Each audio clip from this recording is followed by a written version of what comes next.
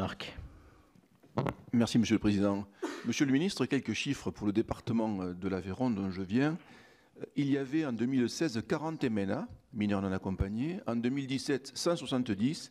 Et en novembre 2018, nous avons traité plus de 700 mineurs non accompagnés. Vous avez vu un petit peu l'explosion. Donc, budget du département, quelques centaines de milliers d'euros en 2016. Nous sommes à plus de 4 millions d'euros aujourd'hui, en 2018, qui sont budgétés pour faire face à cela. Mineurs non accompagnés dont on sait, encore que ce soit difficile à déterminer, qu'il y en a 40% qui sont souvent majeurs.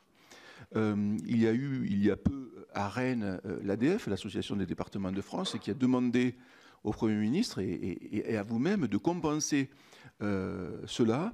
J'aimerais savoir, vous allez essayer bien sûr de tarir un petit peu cette immigration, mais j'aimerais savoir ce que vous comptez faire en matière de compensation au niveau des fonds de concours pour les départements. Aujourd'hui, j'ai eu le président du conseil départemental de l'Aveyron tout à l'heure, on m'a dit que 17% de cette somme supplémentaire budgétée allait être compensée par l'État, ce qui est très peu. Et je vais juste vous dire une chose, il y a 3 ou 4 ans, et je crois que Manuel Valls, sous 5 ans, se plaisait à dire que les départements ne devaient plus exister. Heureusement d'abord qu'ils existent aujourd'hui, pour cela, pour assurer cette fonction. Et encore une fois, j'aimerais savoir comment nous allons pouvoir compenser ces dépenses supplémentaires des départements dans un moment où, sous l'effet ciseaux, ils ont beaucoup de problèmes pour investir par ailleurs. Monsieur le ministre.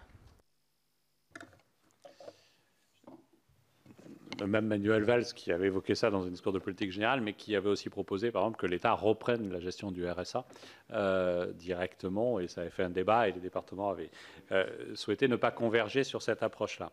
Ce que je veux dire, c'est, enfin, d'abord, la problématique que vous soulevez sur la très forte augmentation des MNA en France est réelle. On se situe à peu près à 15 000 cette année, le nombre de MNA. Si je compare sur quelques années, c'était multiplié par 3. Et donc, pour les départements qui ont cette responsabilité, c'est effectivement extrêmement lourd. Le gouvernement, vous l'avez rappelé, vient de faire des propositions à l'ADF. Elles répondent, je crois, aux attentes. D'abord, le fait d'avoir un fichier national pour éviter le nomadisme, entre guillemets nomadisme, je dis ça pour éviter qu'un morceau de mon propos soit repris et que ça fasse l'objet d'un tweet, sur ce sujet, pour contribuer à évaluer les besoins et à faire évoluer les dispositifs, et d'autre part une mobilisation de 142 millions d'euros qui sont proposés pour améliorer l'accompagnement et qui sont des dotations directement au département. Je ne sais pas sur ces 142 millions, quel montant correspond à votre département? Je n'ai pas cette information, mais je ne doute pas que Sébastien Lecornu pourra vous la fournir. Voilà, je sais qu'il y a une discussion, que l'Association des départements de France a indiqué que c'était une partie du chemin et qu'il restait une partie du chemin. Plus les contrats de maîtrise de la dépense publique, c'est pris en compte. Et dans les discussions globales, je sais que dans les contrats CAOR, il y a l'intégration ou pas du dispositif. Bon, il y a un échange il y a un ensemble de discussions qui ont été engagées sous l'autorité du Premier ministre et de Sébastien Lecornu, qui est en charge de ce sujet. Mais là encore, hein, est-ce que ça règle tous les problèmes financiers? On ne parle même pas de ces jeunes gens. La réponse est non, ça en règle une partie. Mais je sais la difficulté. Et en particulier dans les départements, j'évoquais les Pyrénées-Atlantiques, qui sont confrontés brutalement, en plus, à cette montée en puissance-là.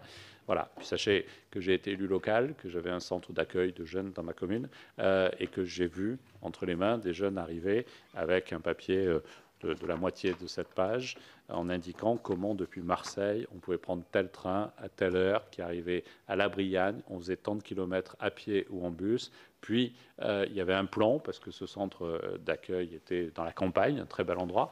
Il y avait un plan pour accéder, le numéro d'information du plan. Ça, c'est simple, ce sont des filières organisées, et c'est ce qui relève, à mon sens, de l'esclavage.